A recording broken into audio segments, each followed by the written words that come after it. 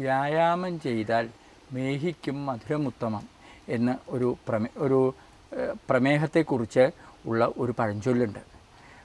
വ്യായാമം ചെയ്താൽ കുറേശ്ശെ മധുരം കഴിക്കാം എന്നാണ് ഇതിൻ്റെ അർത്ഥം. പ്രമേഹത്തിന് 4 തരം ചികിത്സയാണുള്ളത്.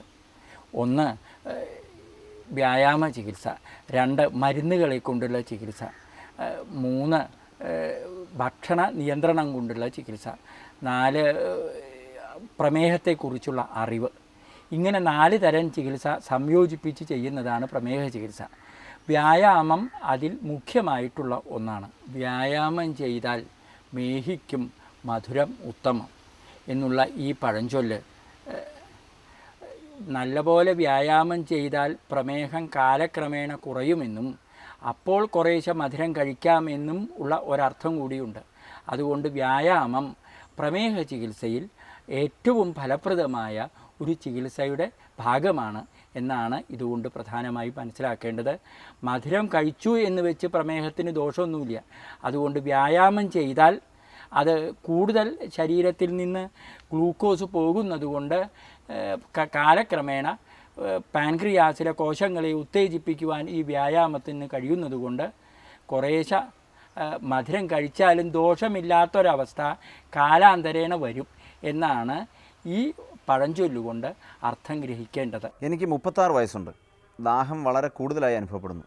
തൊണ്ട വരളുന്ന പോലെ തോന്നാറുണ്ട്. യാത്രയിൽ എപ്പോഴും വെള്ളവും കൊണ്ട് നടക്കേണ്ട അവസ്ഥയാണ്. ഇതിനെന്തെങ്കിലും പ്രതിവിധിയുണ്ടോ? പാലക്കാട് ജില്ലയിൽ കൊല്ലങ്കോട്ട് നിന്നും ബാലസുബ്രഹ്മണ്യമാണ് ഈ കത്തെഴുതിയിരിക്കുന്നത്.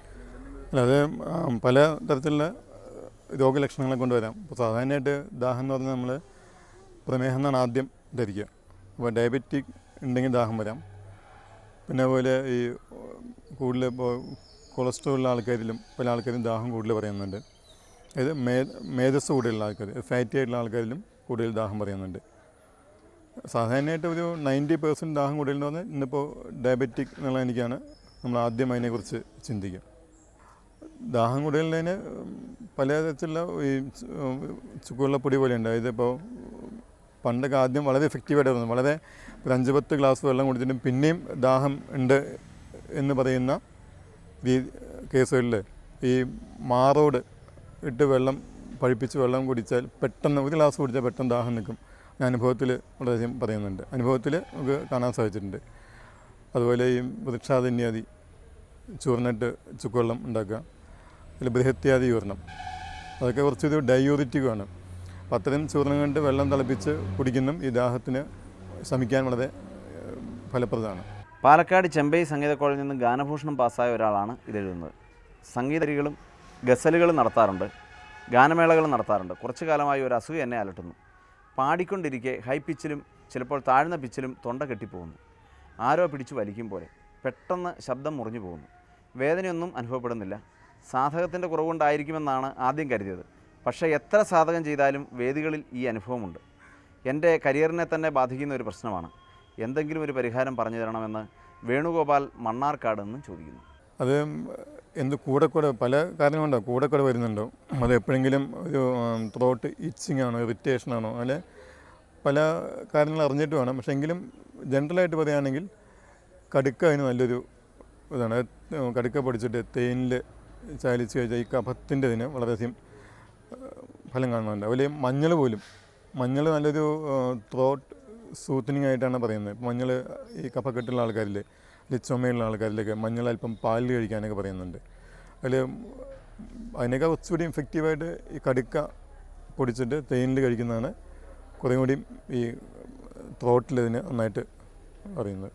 അൾസർ കൊണ്ട് ബുദ്ധിമുട്ടുന്ന ഒരു രോഗിയാണ് ഞാൻ. പരിശോധനകളെല്ലാം നടത്തി, പലതരം മരുന്നുകൾ കഴിച്ചു. താൽക്കാലികമായ മാറ്റമേ കാണുന്നുള്ളൂ. ഇത് മാറാൻ ഒരു വഴിയുമില്ലേ? ആയുർവേദത്തിൽ തീർച്ചയായും മരുന്നുകൾ ഉണ്ടാവില്ലേ? ഒരു ചികിത്സ നിർദ്ദേശിക്കാമോ?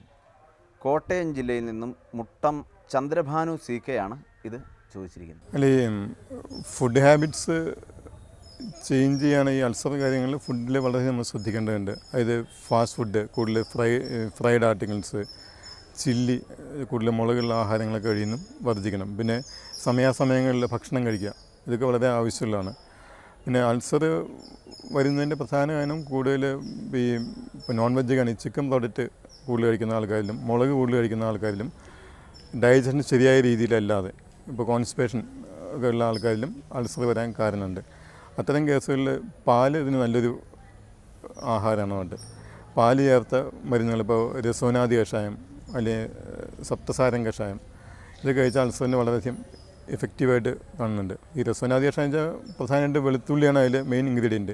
വെളുത്തുള്ളി അൾസറിന് വളരെ ഫലം കാണുന്ന ഒരു മരുന്നാണ്.